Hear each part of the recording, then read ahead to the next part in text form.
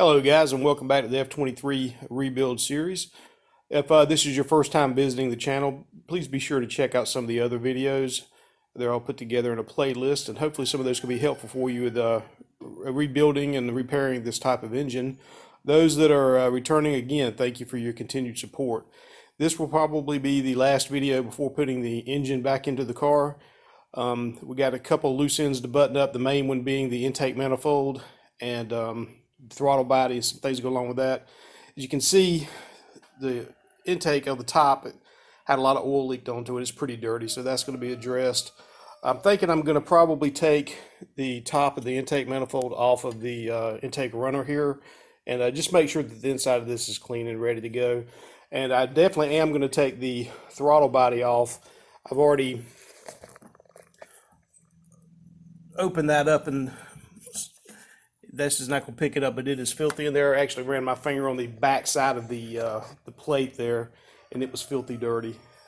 Big chunks of grease coming off, so I don't know how that happened, but it's going to get addressed.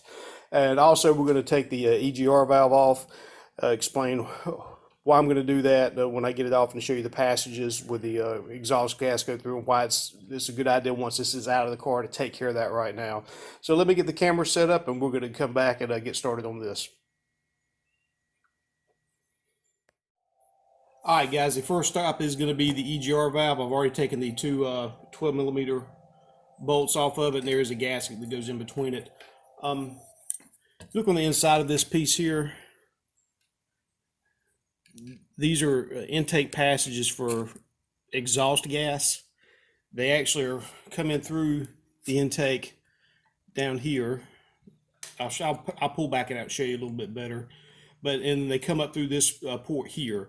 And what will happen is, when this is commanded on, this valve here will pop open, and it allows exhaust gas to go into this side, which goes into here and back into your intake manifold, and runs it back through the intake system. It's supposed to be some type of emission control feature. I'm not exactly sure the ins and outs, but that is basically how this works. This is just a big solenoid. I had taken this one off not too long ago. I had a fish bite misfire at low speed, and I thought maybe this might be part of what was going on. So taking it apart, you can actually get this little, this is like a plunger. You can get it pulled out a little bit and get some carb cleaner behind it and down in here as well. So this is actually fairly clean for what it is. And I'm going to show you the intake part.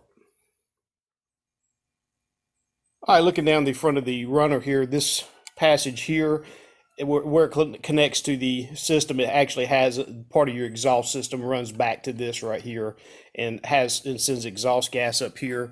And again, this is where the circular part of the EGR valve rests here. That plunger goes down, allows the exhaust gas to go in here, then it goes up this channel here and back into your into your intake gases.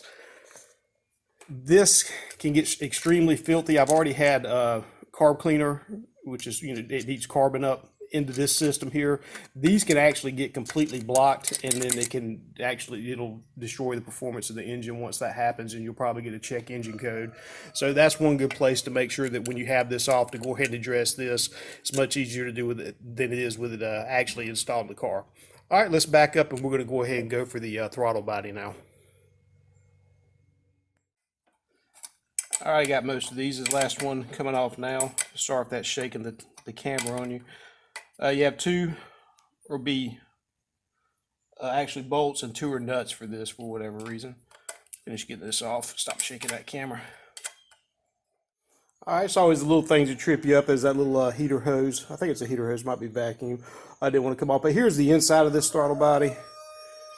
And you can see that is no bueno at all. So that's going to all get the carb cleaner treatment and scrubbed with a brass brush. That actually, what can happen there, it will cause a problem, is when you actually take your foot off the gas and like pressing the clutch and let the car go down to idle by itself.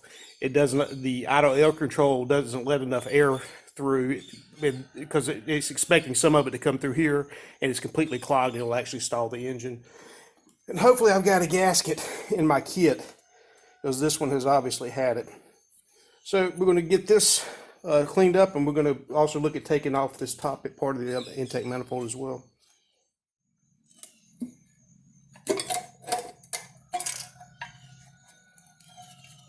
Yep, that's going to be a good idea that we took that off as well.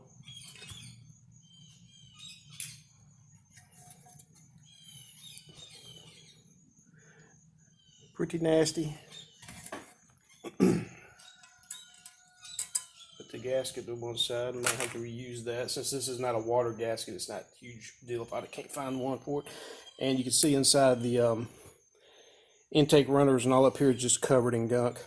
So we're going to give this a good clean. Before I do that, I am going to take the electronic parts off of the different items, idle air control, and the sensors and all. I forget each one of them. We'll come back when we're ready to go.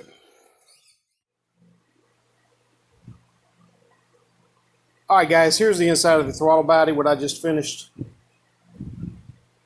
All that's fairly clean now. Some of those stains that you see, I cannot touch that with my fingernail, so that I'm not going to worry about it. But that's the end result there. That's the end result there. If you remember, it was covered with like an 1/8 of an inch of just gunk. Didn't look so bad on the front side, but the back side, it was filthy. So that should be your goal right there. We'll get this back together and go on to the next part. All right, guys, this is the intake manifold. Got this cleaned up now. The inside of it looks a lot better than it did. The main part is this area here. You have all kinds of vacuum ports through this part. And so you want to make sure that you use carb cleaner really good and blow all these little holes out. This is where they go to the tops, the backs over here and all. So you want the inside of this to be as clean as you can get it, and especially this part here where the throttle body bolts on. This is where your air goes through. You want that to be as smooth as possible, clean as possible. All right, we're going to get these back onto the intake runners. All right, here's our intake runners. Again, the intake manifold sits on top of this. This area here is where your EGR feeds into. Your exhaust gas comes through this port up here and into this part. Okay, comes up this port out of here and into this, and then there's two holes there. Well, let's see. Kind of hard to see that one back there. It's back there. So if those holes are plugged up, then your EGR system is not working right. So it's important to get that part of it clean also. This has a gasket that goes between the two. My kit did come with a new gasket, so what we're going to do is put the gasket on, clean this up a little better first, and put the intake manifold, bolt it back down. All right, here we got everything back together. Throttle body back reattached with a new gasket. Nice and clean in there. The intake manifold back on the intake runners with the new gasket. Again, made sure that all of our vacuum lines to the inside of the intake manifold were open and clear, no clogs. Checked our EGR passages all the way through, make sure all that's clean. New EGR gasket here. And the gasket that was on the front of this, that was a little bit of a trick to get that one off for whatever reason, but that is off now, nice and clean, ready to accept the new gasket. One thing to keep in mind that these are all of your connectors. You have nuts and bolts, and this is all aluminum, so do not use the Gorilla Fist on any of that. It's liable to crack it. That would be no bueno at all. Next step is going to be to get the fuel rail back on and the fuel injectors back in. All right, we're ready to move on to getting the injectors ready to put back into the fuel rail and in the intake. The main thing with these injectors that we're going to change are the O-rings that fit on the larger one goes there and the smaller one goes back here, like that. I've already taken these two off. You have that gasket there, and on the back you have this gasket that looks like that. So those are the four gaskets that are going to be replaced. Also, in the end of your injector, it has this piece that can come out. Make sure you keep up with those. I'm going to go and take that one out, set it aside. And then I'm just going to give this just a wipe down. They have machines that you can install these into, and what they do is they flow cleaner through it, and your injectors could be like new after that.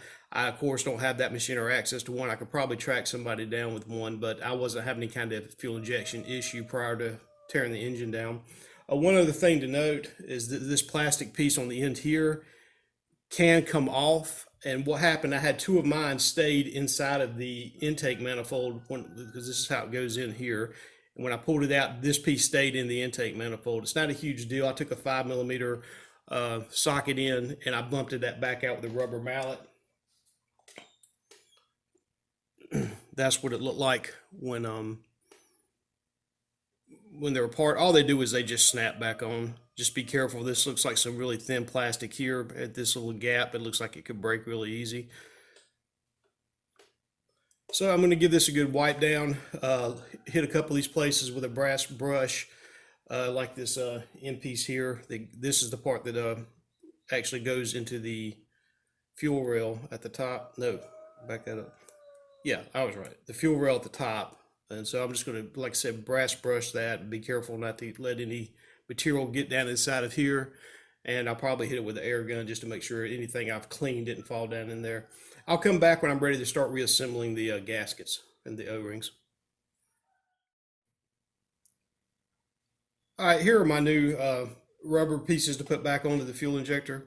When you get down to this part of the kit that I have, they basically, as you can just see in there, I've just put all this in a box. They just kind of throw a whole bunch of different things into the box together that it doesn't really give you any indication of where they go.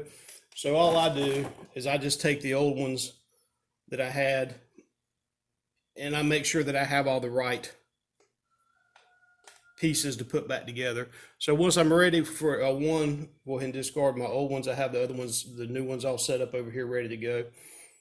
And now I'm ready to start reassembling this in no specific order.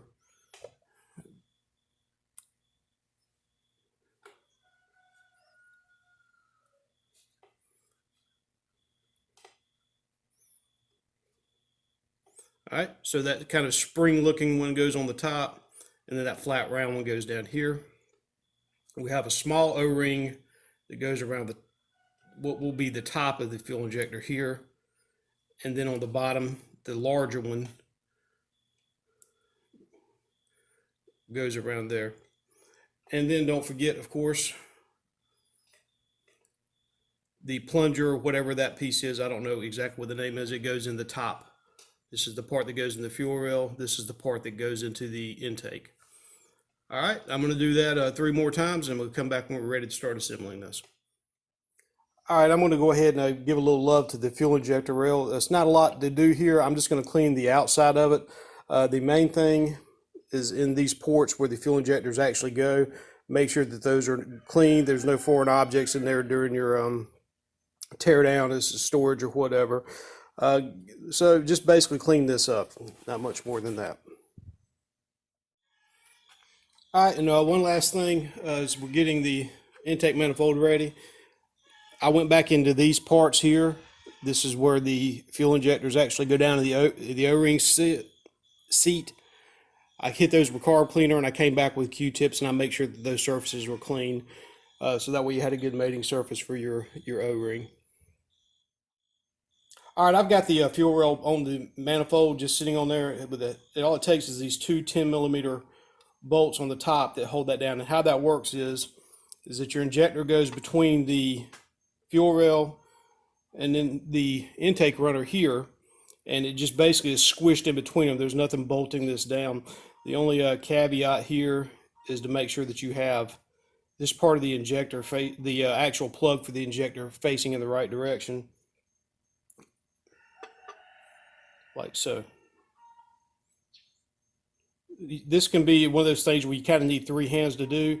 I'm going to pick this up. I'm going to sit each one of these down, seat each one down on their O-ring here into their spots. Then I'm going to come back and put the fuel rail back on top and make sure each one of these are lined up with their corresponding hole in the fuel rail, and then we're going to tighten that down.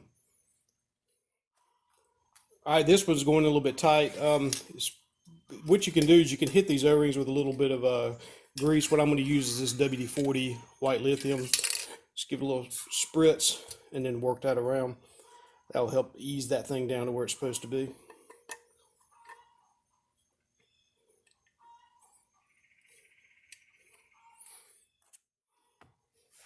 All right, now that we're at this point, what you want to check, first of all, that you have your connectors pointing out like that.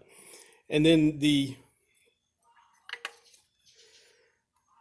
gasket that goes here, that the larger gasket is seated down inside of the intake manifold.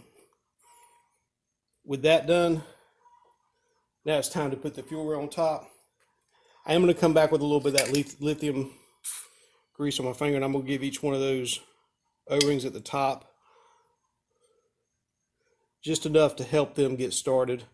And keep in mind that you do have these pieces that can come out here. Make sure that those are where they're supposed to be. If you have one of those fall out and you didn't notice, just go back and look across the top. Make sure that you have all four of those in place before you go to put the fuel rail on. And this is where it can get to be where you kind of need three hands sometimes. I'm not sure how well I'm going to be able to video this at the same time.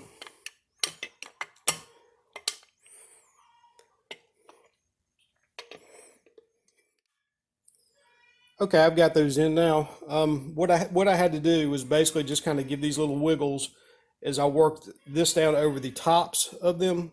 And then once I got enough down that I was able to get a bolt or nut started on the top, I came back with a crescent wrench or box end wrench, and I did it by hand, and I just kind of made sure that it was going down evenly. And then once I had it all the way down, I went back, checked, make sure that all my connections were pointing in the right direction. Nothing's cattywampus. You can still get in there and move those a little bit once it's down, because it's just basically rubber holding those in there. So we're at this point now. We're going to get these brackets back on top before I put it back on, and get ready to put this back onto the engine. All right, and what we're looking at here is our water tube. What this does, basically it runs from the water pump back to the thermostat housing, the water neck, whatever you want to call that back there. This doesn't need a lot of work. You have two O-rings here that I'm going to replace. If you want to get the outside of this clean and shiny, you go right ahead. Nobody's ever going to see that after you put it back in the car, so it doesn't really matter to me.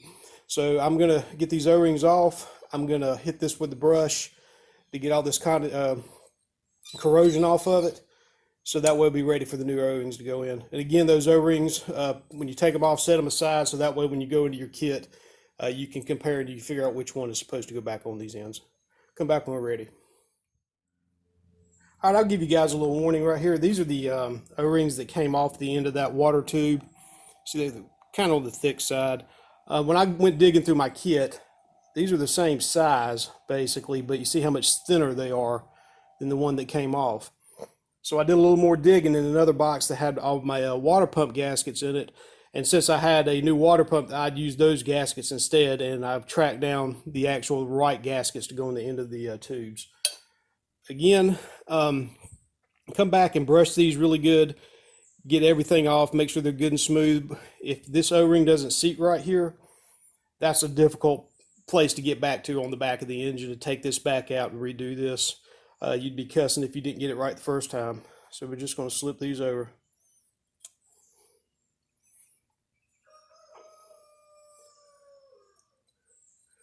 All right, and when it comes time to put this back into the engine, we're going to put a little bit of grease on these to ease the sliding them in, and also this part here that's going to have some type of water pipe, water hose ran to it. I'm just going to hit that real light, maybe 3M Scotch-Brite pad or something like that. All right, we're going to get onto the water block, water neck, the thermostat housing, whatever you want to call it. Mine's pretty gross. It's going to take a little bit of elbow grease. All right, here's my water neck housing. The thermostat lives down here, as you can see. Now, you see all this corrosion? This is why you run distilled water with your antifreeze. Or if you're just running straight water, it needs to be distilled. This is what will happen. This is once my car got to the point where it was using so much water during the week, I was just putting well water back in it. I knew this was going to happen. Now it's time to pay the piper. So I'm going to take this thermostat housing off, and I'm just going to make sure I get all the inside of this cleaned up and ready for the new gaskets. I don't think I have a new thermostat. I'm going to take a look at mine and see if I think it's going to be okay to continue with. All right, oddly enough, my new kit did not come with a new thermostat. This one moves just fine. It had a little bit of the corrosion starting on this. I don't think it's going to be anything to worry about. I'm going to go ahead and I'm just going to go with this one. If it's a problem, it's not too hard to get back to that. This part here, I got the inside. I got most of the offensive build-up calcium, whatever it is that's in the water. Out of there, this is the part that the water tube goes in, so you need to make sure that's clean where the new O-ring is going to go. And then it's going to have a water gasket here as well.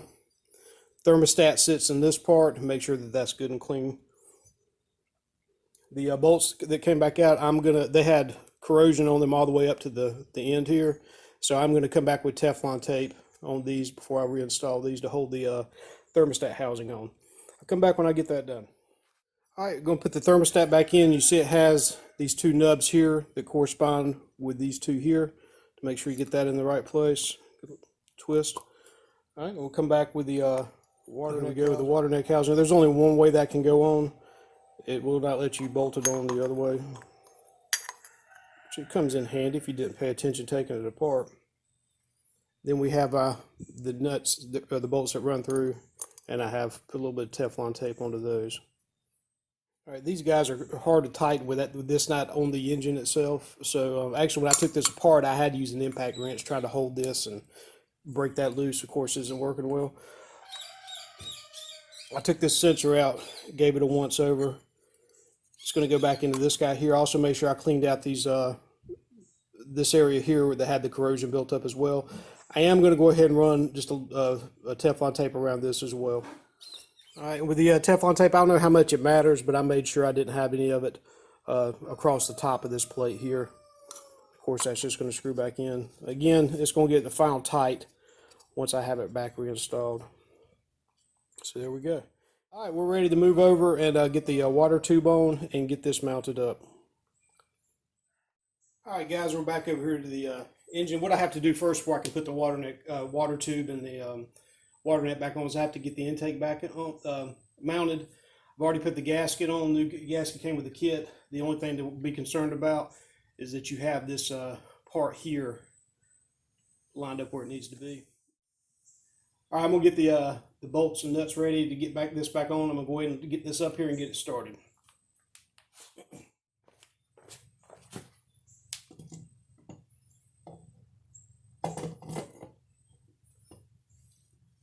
And I'm just worried about getting one of the top sets on I can let go. All right, I'm gonna get the rest of the intake manifold bolts ran down, and then we'll come back and get the water tube on. All right, I've got all the nuts started. You may ask, I talked about it earlier, why I didn't wait to put the engine back in before I put the intake manifold on. And it was kind of a weighing, is it going to be too much trouble to get this in with this on, or is it going to be too much trouble to put this on with it inside the engine bay? These on the bottom, these are the nuts for this. They're all kind of hard to get to. I finally elected, you know what, I got to do the water tube and all that stuff at the same time, so I decided to go ahead and do it like this. I'll just fight it going back in. They're all started. They do have a torque spec. It's 16 foot-pounds. That's 192 inch-pounds. And so I have my torque wrench set for that. And again, it's kind of hard to get in here with a torque wrench, but we're going to try it. All right, and for you torque Nazis that like to hear the click, there it is. All right, I'm going to do this kind of in a star pattern as well, working my way from the inside out, top to bottom. Come back when we're ready to get the water neck and all. I think I'm going to have to put the VTEC solenoid on back before I do the water neck and the water tube. So we'll come back when I'm ready for that. All right, it's time for the VTEC solenoid. Here it is. Ooh, I should have some music that plays anytime I show that thing, like an angelic chorus or something. All right, the kit that did not come with a new gasket for this. I had replaced this gasket not too terribly long ago, so I'm not too concerned about going with the old one. It looks like this, like a 3-chamber, and it's got a filter on one side that kind of sticks out. That filter goes on the bottom and it points in. I did go back and I made sure I had all of the surfaces clean for that. We know that's clean, and then it's just 3 bolts that holds this magical, mystical piece of equipment to the back of the head here.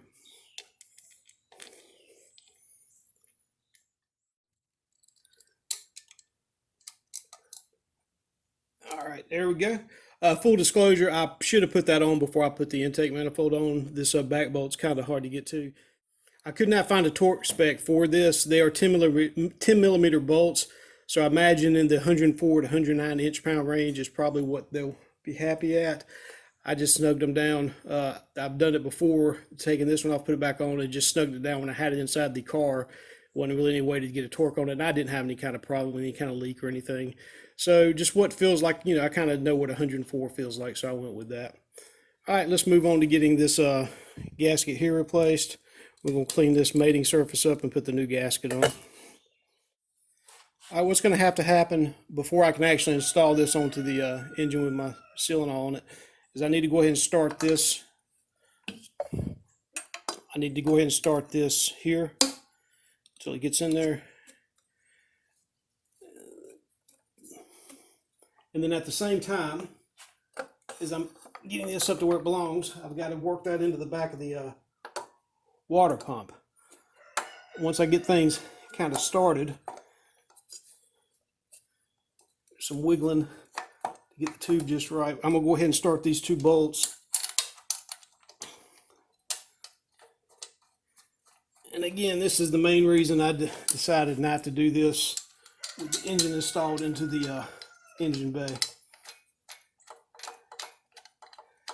All right, now once I have all that kind of ready to go, I'm not going to be able to really film this, but all I'm going to do is just get up underneath the front of the engine over here where the water pump's at and make sure that that tube's going in right and everything's lined up correctly. I'll be back when I've got that done.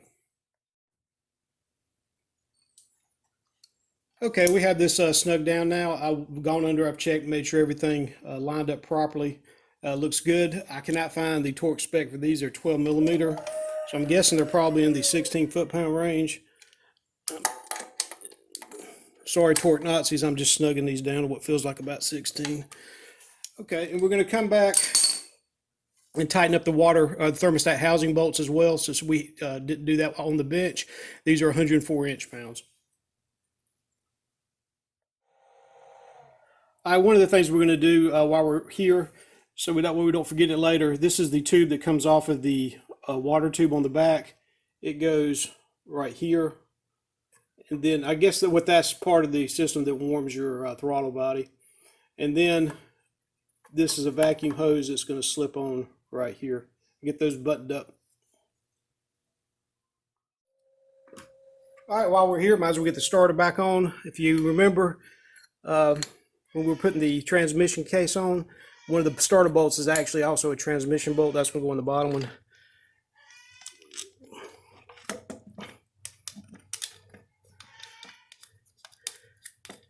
I'll get those tightened down. It'll be the easiest starter installation you've ever done.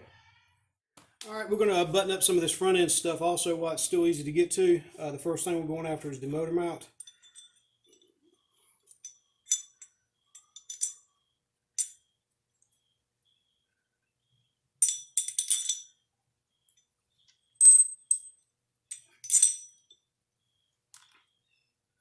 All right, there are 3 bolts for the motor mount. They're 2 long and 1 short here. 2 long, we're going on the top, the short one's going on the bottom, and it's going to bolt in here. Okay, now that I have this starter in my hand, I'm going to come back with my impact and run those all the way down. I am having to use a chrome socket because one of these, it will not, if it's the thick impact one, it will not allow you to run it all the way down.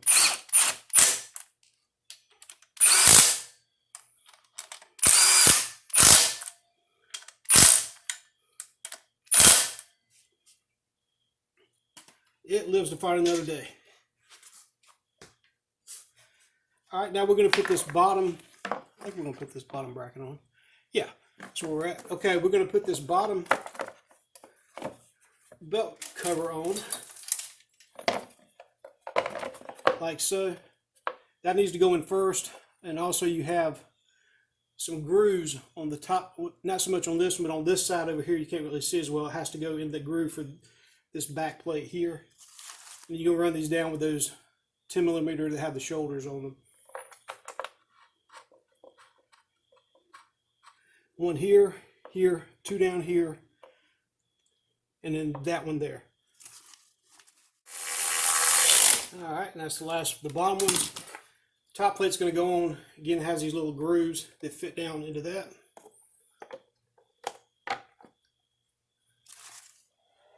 This bolt here actually bolts into the motor mount. So the motor mount has to be on before you can do this part.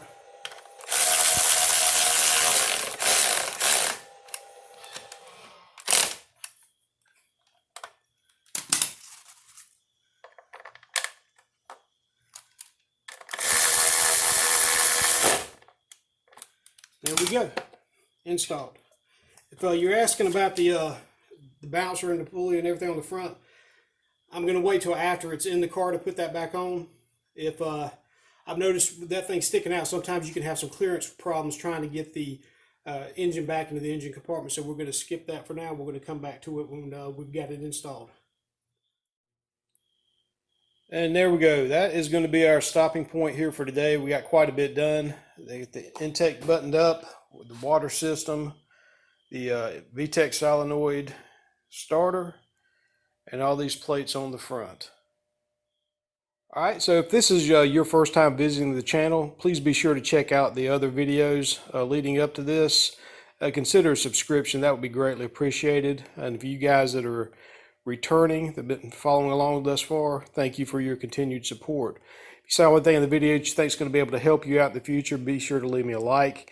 Any comments or criticism, please, we can discuss those in the comment section, and those are also appreciated. At any rate, thanks for watching. I'm going to check you guys out on the next one.